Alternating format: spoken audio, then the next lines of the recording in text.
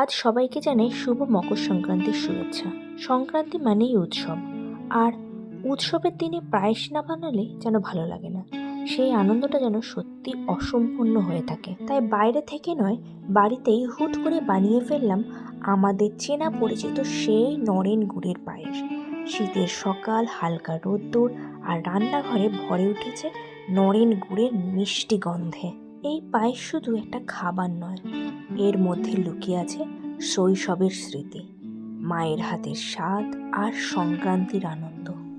আজ মন থেকে পরিবারকে সত্যি অনেকটাই মিস করছি, কারণ মন আজকে চাইছে একসাথে এই আনন্দটাকে ভাগ করে নিতে। কিন্তু আমার দুর্ভাগ্য, আমি আমার পরিবার থেকে থাকি অনেক দূরে। আজকে দিনে মনটা চায় সব কিছু একটু সহজ হোক আর একটু মিষ্টি হোক।